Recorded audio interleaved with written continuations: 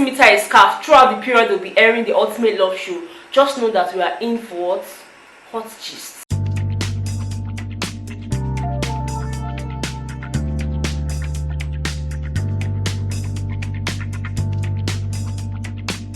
What's up, welcome back to my channel. My name is Becca. I'm really glad to have you guys here. Please do want to hit on the subscribe button before you leave, and also give this video a very big thumbs up at the end if you enjoyed it. Okay, this is a gift of love from me to you. I'm shooting this video around 11:30. I'm going to edit through the night and post it so that when you wake up on Valentine's Day, you have my face to stare at, because guys, the gist is hot.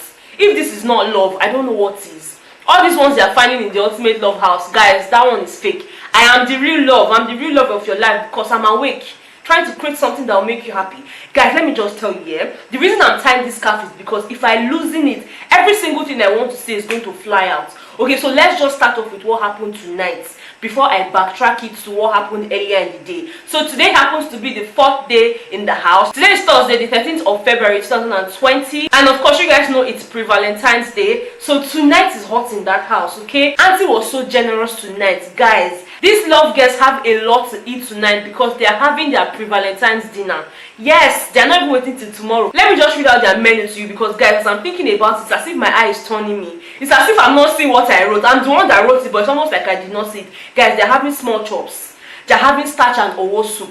They're having chicken pepper soup. They're having zobo. They're having gizdodo. They're having eforiro. Eforiro that Bolanle washed hand to cook.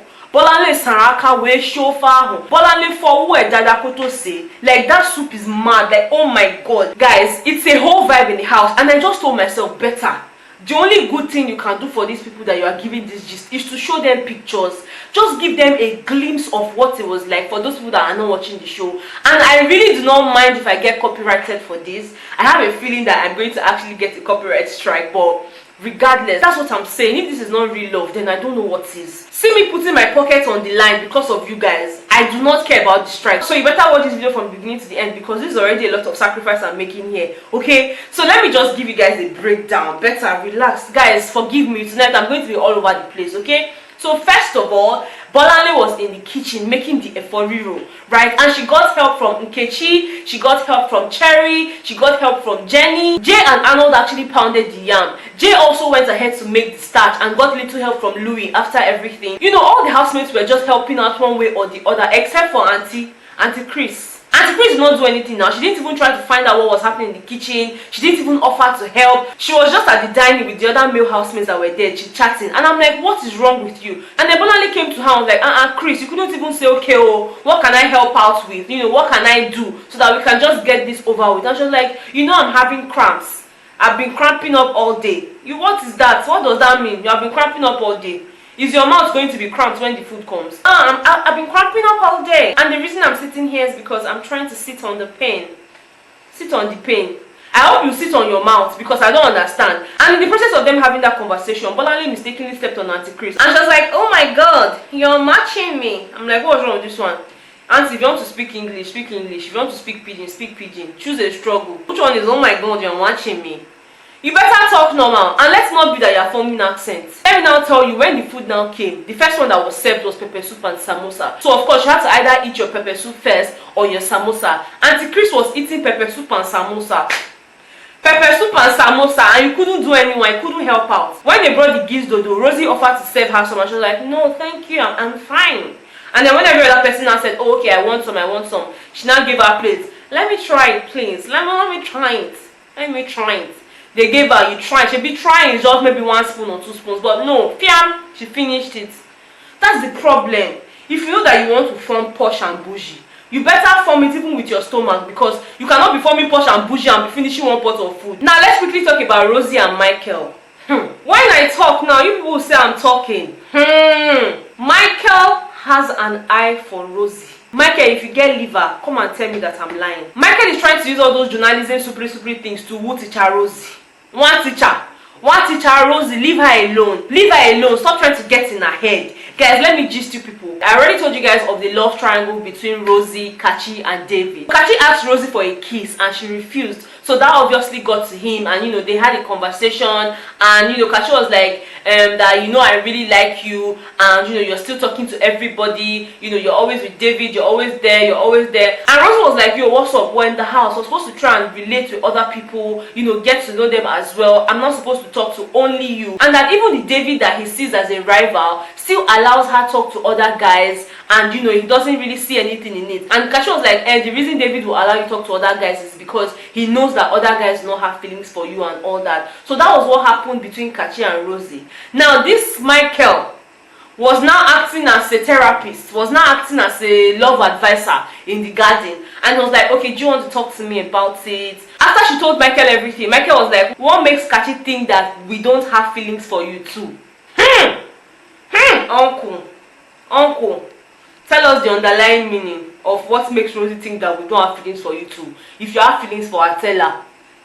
Stop trying to use all this journalism sense. You people write big grammar from the beginning. No. Meanwhile, the point of what you're trying to say is down. Uncle, save your plenty talk and tell her what it is. And even when they were having the conversation, Michael was not even concentrating. Michael couldn't just stop himself from staring at her. He wanted to just touch her. I'm like, Uncle, what is the problem? He even gave her a peck earlier in the house, and that peck sort of raised a lot of, eyebrows. People were like, oh, Michael is flirting and all that. And I was trying to tell Rose that, look, all these people that are saying that I'm flirting, they don't know me. I just feel like this Michael guy is just a smooth talker. Like, if you don't go with your sense, he will use smooth talk to just, wipe you off your feet. I was like, oh, the thing is, they don't know me. I'm a very expressive person. I'm someone who loves to hug, who loves to kiss, who just loves to, just hug people and all that. When you know that you like hugging and you are big on hugs, you are big on cuddling, why didn't you go to the house with a big teddy bear? What stopped you from buying yourself teddy bear? Even if it's those ones they sell for 5,000. He couldn't even concentrate. Rosie was talking, he was just staring at her. You could see love in his eyes, like, oh my god, this girl is so pretty. And then at some point, he now started touching her face and said, did you scratch yourself? What is your business if she scratched herself? What is your business? He even went on to say that if they give him the opportunity, he would tell all the ladies in the house to just rest, and then he would do every single thing, because women are this, women are gold. Without women, the world is empty. He now left all those loved ones and moved on into Christianity, and how he's strong in God, and how he doesn't have to be speaking in tongues to have a relationship with God. That he loves God so much. He has a very, personal relationship with God. Uncle, we know these things. In fact, if they don't know these things, me, I know it.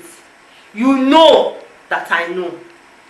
And the reason you are saying all these things is because obviously we ladies, we like a man who loves God, who likes to help women, who is hardworking, who is this. He was just using style to dish out all these qualities, so that as he's talking, Rose will be sizing him up in her head. Uncle, we know these things. If you like speaking in tongues, if we don't like you, we don't like you. Deal with it. Anyways, let me tell you guys what Rosie said in the course of their conversation. Before I stay here now, I'm talking about Michael and forget everything I came here to do.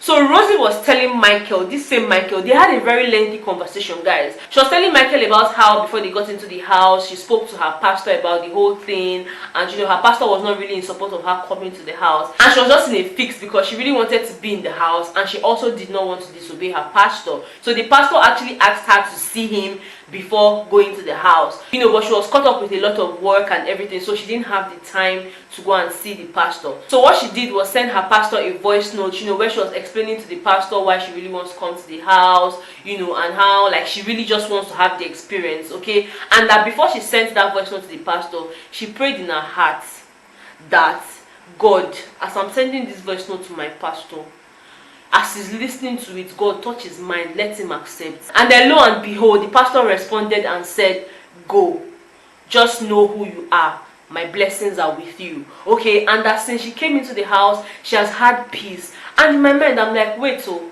could that be why all the boys are trying to just follow up and down? Because of course, God's blessing is on her. The oil of God, the anointing from our pastor is following her, so it means that the thing is attracting both men and women, because everybody actually wants to talk to Rosie. So it has to be the Holy Spirit too, because that's the only explanation. Now moving on from that, let's talk about Jay and Ike, okay? Earlier in the day, Jay and Ike had like a heart-to-heart talk. You know that moment when two guys decide to sit down, have a conversation, like bare their hearts out. That's what happened today between Jay and Ike. So apparently Jay has a thing for Nkechi, okay? He actually really likes Nkechi, and he has told her that like she's aware. But to him, it feels like Nkechi is still trying to test other waters, and he was just telling Ike that, look, I like this girl, I've told her, but like she still wants to talk to every other person, which is fine, that he doesn't have anything against it, but he just wants her to know that he really likes her and that he's willing to choose her as his partner on Saturday. But if she feels like she doesn't want to be his partner, that's fine, like no hard feeling. But he feels like he needs to have that conversation with her because it's only right that he does that, right? And then Ike was like, oh, on his own part, that he really digs Teresa, like he really likes Teresa, and that they've talked about it, and you know, he's just really glad. I'm quoting him now. He legit said he's glad that him and Teresa are in the same ship, you know, so that ship is about to sail. And while Ike was still talking to Jay about how he feels about Teresa, she just walked into the garden, came straight to him, held him round the neck, and was like, oh, I just need a hug, you just need a hug. All these ladies in the house safe. Is it that they've watched too much romantic movies, they've watched Indian movies, Bollywood, they don't even know what is real anymore, or that they are really romantic even when there's no camera? Because I don't understand. And you know this saying that you cannot pretend forever, that saying is already manifesting. A lot of them don't, they lose guard, and you know, our eyes are on them. You don't worry yourself. If you don't have money to do GoTV or to do DSTV, don't worry, I'm your GoTV, I'm your DSTV. What else are you looking for? Mention that thing that you're looking for. Mention it in the comment section. Let us trash it out. Okay? And I know that in your mind, a lot of you are saying, this girl can talk. Yes, I'm proud to announce to you that I am your #1 amebo partner. You know, if you need gist, I am the one. One eternity later. Guys, these love girls don't want me to go to bed. How can Better still be awake at 2:30? 2:30, guys. Okay, they have finally found their ultimate loves. This is me announcing it to you. This is me giving you breaking news. It's just funny how the love girls were having a conversation and they just moved from there talking about who they really like and who they want to be with. And of course, we all know that Teresa and Ike are actually a thing now because, you know, they are everywhere together. You know, they're talking about their future. They're even asking about their genotypes and their blood groups. Like, it's that deep.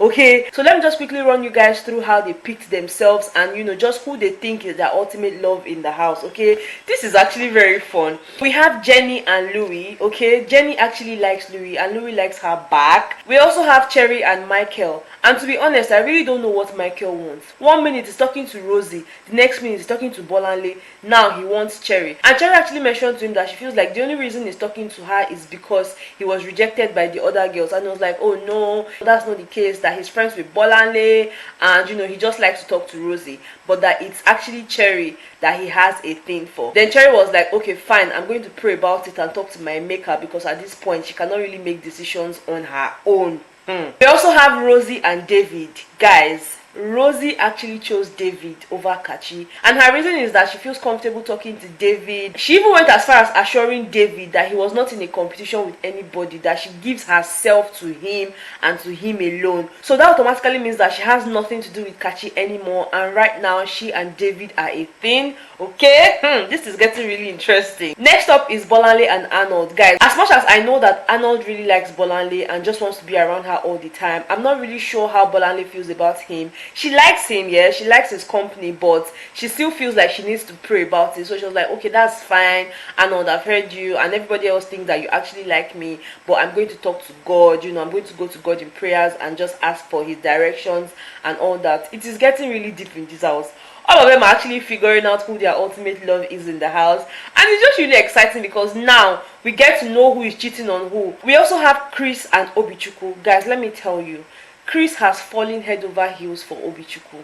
Okay, she really likes the guy. I know the guy likes her, but her own is too much, and I pray it really works out well for them. Next up is NK and Kachi. Of course, you guys know that David has won the battle over Rosie, so Kachi has to move on, right? And he has chosen NK. But the problem with that is that NK doesn't really like Kachi like that. She has a thing for Jay, and Jay really likes her back. I told you guys earlier that Jay had a thing for Nkechi, and he was actually telling Ike how he feels and all that. So it's seeming to me that NK also likes Jay, and I'll tell you why, yeah? So both of them wanted to have a conversation, and they were like, oh, we need some privacy, whatnot, and they both left and went to the garden. They are the only two people sitting at the garden as I'm making this video right now, okay? And NK is talking about how when she really likes someone, she's always shy around them.